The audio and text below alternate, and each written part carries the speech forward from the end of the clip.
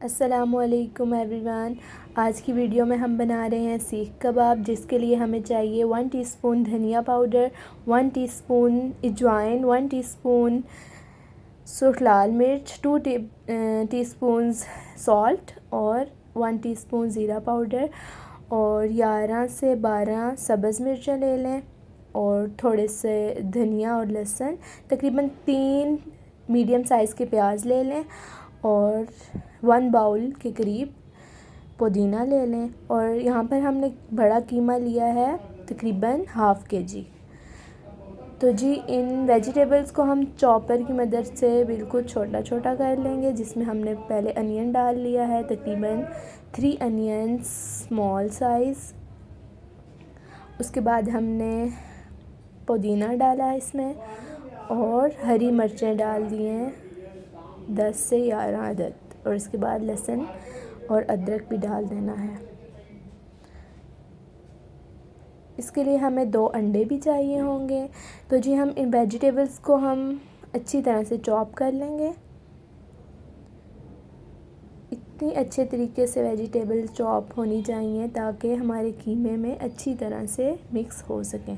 لیجئے ہمارا تمام ویجیٹیبلز ہمارے ہو چکے ہیں، چاپ ہو چکے ہیں۔ اسے ہم قیمے میں مکس کر لیں گے۔ اچھی طرح سے ہم نے اسے قیمے میں مکس کر لینا ہے تاکہ یہ یکجاں ہو جائے۔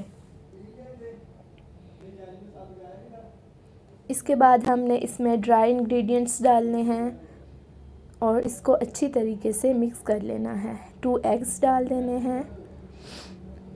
اچھے سے ان کو مکس کر کے ہم نے سیخ کباب کی شیپ دے دینی ہے۔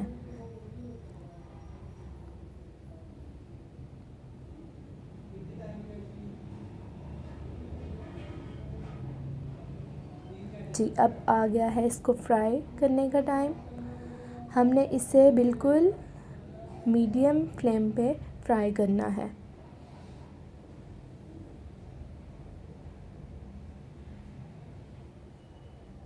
آئل کو اچھی طریقے سے گرم ہونے دیں، پھر اس میں کباب ڈال لیجئے۔ فلیم بھی آپ دیکھ لیں۔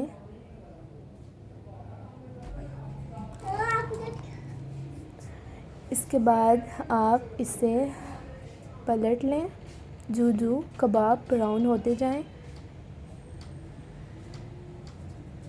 دیکھ لیجئے ہمارے کباب بالکل بھی نہیں ٹوٹ رہے، کیونکہ ہم نے اس میں ایگ شامل کیا ہے، اور اگر آپ کو خدشہ ہے کہ ایگ سے یہ ٹوٹ جائیں گے تو آپ اس میں بیسن بھی ڈال سکتے ہیں۔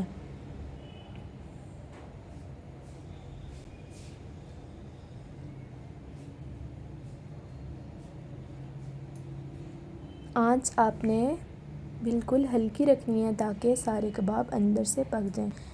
لیجئے ہمارے مزیدار کباب تیار ہیں۔ آپ اسے ضرور ٹرائی کیجئے گا۔ مجھے اپنی دعاؤں میں یاد رکھیے گا۔ اللہ حافظ۔